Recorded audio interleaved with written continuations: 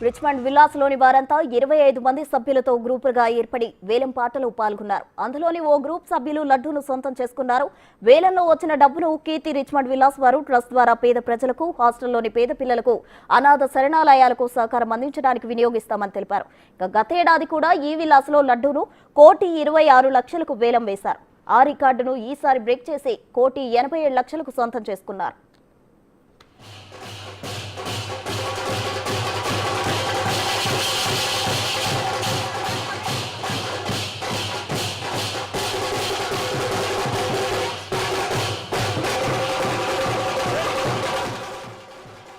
విల్లాస్లోని వారు ఏటా వినాయకుడు వేలంలో వచ్చిన డబ్బులు పలు సేవా కార్యక్రమాలకు వినియోగిస్తున్నామని చెప్తున్నారు.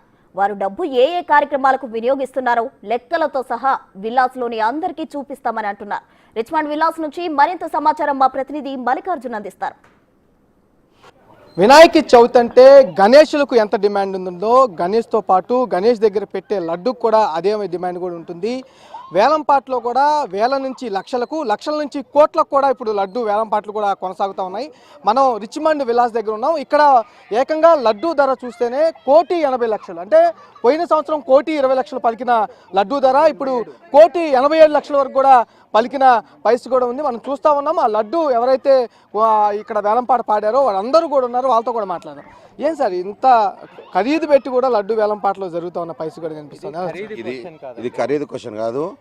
పేదలకు ఉపయోగించడానికి 4 గ్రూపులుగా ఏర్పడి రిచ్మండ్ విల్లాలో మన అనాథాలకు, ట్రాజడీ టేబుల్స్కు, పిల్లలు లేని తల్లిదండ్రులు లేని పిల్లలకు, స్కూల్లో పాఠ్యపుస్తకాలు, అనాథాలకు గురించి ఆ డబ్బంతా వినియోగిస్తాము.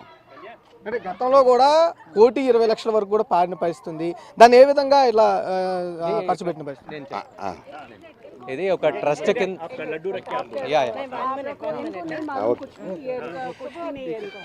ఇది మేము ఒక ట్రస్ట్ కింద ఏర్పడ్డాము. ఇనీషియల్గా ఏంటంటే ఒక 4 రైతు ఇండివిజువల్గా చారిటబుల్ యాక్టివిటీస్కి కంట్రిబ్యూట్ చేస్తూ ఉండేవాళ్ళం. అటువంటి పరిస్థితుల్లో మాకు ఒక ఆలోచన వచ్చిందంటే ఇదంతా కూడా మనము సంఘటితంగా చేస్తే ఏ విధంగా మనము ఇంకా ఎక్కువ మందికి సపోర్ట్ చేయొచ్చు అనే ఉద్దేశంతో ఒక ట్రస్ట్ లాగా ఫామ్ అయ్యి మేమందరం మెంబర్స్ అయ్యాము ఆ ట్రస్ట్లో. ఆ ట్రస్ట్ ద్వారా ప్రతి వినాయక చవితికి మేము ఈ లడ్డు ఆక్షన్ అనేది చేస్తాం. ఈ లడ్డు ఆక్షన్ ఏంటంటే ఒక 4 గ్రూపులుగా ఏర్పడి ఒక 25 మంది ఉంటారు ఒక్కొక్క గ్రూప్లో. అందరూ కలిసి దాంట్లో ఒక కమిటెడ్ అమౌంట్స్ చెప్పుకుంటాము. ఆ కమిటెడ్ అమౌంట్స్ తోటి మేము లడ్డూలో ఆక్షన్లో పాల్గొంటాము. అలా పాల్గొన్న తర్వాత ఏదైతే అమౌంట్ ప్రతి గ్రూపు కూడా అన్ని ఎవరైతే మెంబర్స్ కంట్రిబ్యూట్ చేశారో అందరూ కూడా ఆ అమౌంట్ని ట్రస్ట్కి ఇచ్చేస్తారనమాట. ఆ విధంగా ఈ అమౌంట్ని మేము చారిటబుల్ యాక్టివిటీస్కి వాడుతున్నాము. ఇందులో మేము ఒక 42 మంది ఎన్జిఓస్కి వాళ్ళకి కావాల్సిన మెడికల్ కానివ్వండి, వృద్ధాశ్రమాలు కానివ్వండి, అనాథ పిల్లలు కానివ్వండి, స్కూల్ కిడ్స్ కానివ్వండి, ఎవరికైతే కట్టుకోలేకపోతున్నారో ఫీజు వాళ్ళకి సపోర్ట్ చేసి ఆ విధంగా మేము సపోర్ట్ చేస్తాం అనమాట. ఈ ట్రస్ట్లో ఈ కలెక్ట్ అయిన ఫండ్ అంతా ఆ విధంగా మేము ఖర్చు పెడుతున్నాం. అది అంటే ఎప్పటి నుంచి వినాయక చవితి అనేది మీరు ఇక్కడ రిచ్మండ్ విల్లాస్లో చేస్తూ ఉన్నారు? వేలంపాట ఎప్పటి నుంచి సాగుతూ ఉంది? ఇది 9వ సంవత్సరం అండి. ఇప్పటివరకు 8 సంవత్సరాలు అయింది. ఇది 9వ సంవత్సరం. వేలంపాటలు ఎప్పటి నుంచి స్టార్ట్ అయినాయి? ఎంత నుంచి స్టార్ట్ అయ్యేది అసలు? అదే ఇది 9వ సంవత్సరం అండి. ఫస్ట్ టైం మేము పాడినప్పుడు ఒక 4 లక్షల దాకా పలికింది. తర్వాత 8 లక్షలు అయింది. తర్వాత సంవత్సరం 16 లక్షలు, ఆ తర్వాత 30 లక్షల దాకా వెళ్ళింది. ఇక అక్కడి నుంచి ఎవ్రీ ఇయర్ కొంత పెంచుకుంటూ పెరుగుతూ వచ్చిందనమాట. నెంబర్ ఆఫ్ మెంబర్స్ కాంట్రిబ్యూట్ చేయడం కూడా ఎక్కువ మంది వచ్చారు. అవన్నీ కూడా కాంట్రిబ్యూట్ చేస్తూ ఆ విధంగా పెంచుకుంటూ వచ్చాము. ఎవరైతే మెంబర్స్ కూడా పెరుగుతున్నారు, కాంట్రిబ్యూషన్స్ కూడా పెరుగుతున్నాయి, అలాగే మా యాక్టివిటీస్ కూడా పెరుగుతున్నాయి. మేము ఇనిషియల్గా ఒక 10 ఎన్జిఓస్కి, కొన్ని స్కూల్స్లో ఒక 10 మంది విద్యార్థులకి, 15 మంది విద్యార్థులకి అట్లా చేసేవాళ్ళము. ఇప్పుడు మేము 150 మంది విద్యార్థులకి వాళ్ళ స్కూల్ ఫీజులు కడుతున్నాము. అలాగే ఒక 42 ఎన్జిఓస్ని మేము సపోర్ట్ చేస్తున్నాము. సపోర్ట్ అంటే మేము ఏంటంటే బేసిక్ రిక్వైర్మెంట్స్ దగ్గరికి వెళ్ళిపోయాము. వాళ్ళకి కావాల్సిన వాటిల్లో ఫస్ట్ రిక్వైర్మెంట్ ఈజ్ తిండి, బట్ట. ఇవి రెండు మేము వాళ్ళకి కావాల్సినంత వరకు వాళ్ళ అభిప్రాయం ప్రకారం వాళ్ళకి ఏం కావాలో కనుక్కొని ఆ విధంగా మేము వాడికి కావాల్సినవి సప్లై చేస్తున్నాం అనమాట. అలాగే మెడిసిన్స్, అలాగే ఒక కుష్టి రోగుల ఇది ఉంది, ఆశ్రమం ఉంది. అక్కడ వాళ్ళకు కూడా కావాల్సిన మెడిసిన్స్ అన్ని రెగ్యులర్గా మేము ఎవ్రీ మంత్ వాళ్ళకి కావాల్సిన మెడిసిన్స్ సప్లై చేస్తున్నాము. అలాగే అనాథాశ్రమాలు, వృద్ధాశ్రమాలు, కొన్ని స్కూల్స్లలో ఏదైనా రిక్వైర్మెంట్స్ ఉందనుకోండి, సరస్వతి విద్యాపీఠం అని ఉంది, వాళ్ళు కంప్యూటర్స్ కావాలని అడిగారు, వాళ్ళ యొక్క కంప్యూటర్స్ అవి కొని ఇచ్చామన్నమాట. ఆ విధంగా మేము సపోర్ట్ చేస్తున్నాము చారిటీ యాక్టివిటీస్ని. అంటే ఏదన్నా సంస్థ పేరు పెట్టుకున్నారా, లేకపోతే ఇదే ఈ విల్లాస్ పేరుతోనే చారిటబుల్ చేస్తాం? మాది చారిటబుల్ ట్రస్ట్ ఉందండి, ఆర్వి దియా చారిటబుల్ ట్రస్ట్. దీనికి మేము ఏటీజీ కింద ఎగ్జామ్షన్ తీసుకున్నాము.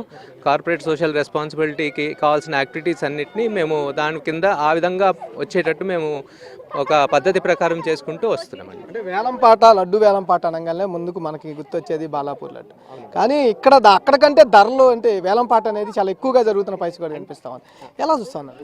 అంటే అక్కడ మీకు ఏంటంటే బాలాపూర్లో అనేది ఒక మనిషి తీసుకుంటారు, ఒక వ్యక్తి తీసుకుంటారు, ఇక్కడ ఇండివిజువల్గా. ఇక్కడ ఏంటంటే మేము అందరం సామూహికంగా కలిసి అందరం సంఘటితంగా అందరం కలిసి మేము ఏదైతే అమౌంట్ అనుకుంటామో అవన్నీ కూడా మేము కాంట్రిబ్యూట్ చేస్తున్నాము. అది తేడా మాకు వాళ్ళకి. అండ్ ఇదేంటంటే మేము ఒక లడ్డు అనేది తీసుకొని మా ఇంట్లో పెట్టుకొని మా చుట్టుపక్కలకి ఇవ్వడానికి కాదు. ఇది మేము అందరము ఎవరైతే సభ్యులం ఇవాళ పార్టిసిపేట్ చేస్తామో అందరము ఈ లడ్డూని పంచుకుంటాము.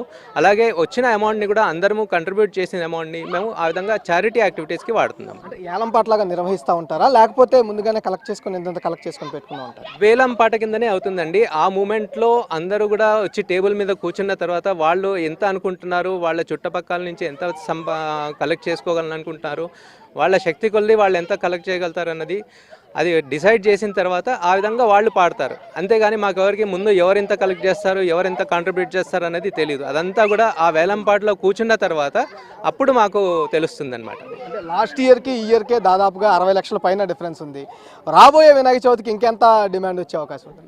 ఎంతమంది భక్తులు కాంట్రిబ్యూట్ చేస్తే అంత పెరుగుతూ ఉంటుందండి. అండ్ ఇవన్నీ కూడా మేము ఏది కూడా పర్సనల్గా వాడము, అంతా కూడా చారిటీ యాక్టివిటీస్ కావుతుంది. మేము ప్రతి సంవత్సరము మేము ఖర్చు పెడుతున్న వాటి వివరాలు అన్నీ కూడా సబ్మిట్ చేస్తాము, గవర్నమెంట్కి సబ్మిట్ చేస్తాము, ఇన్కమ్ ట్యాక్స్కి సబ్మిట్ చేస్తాము.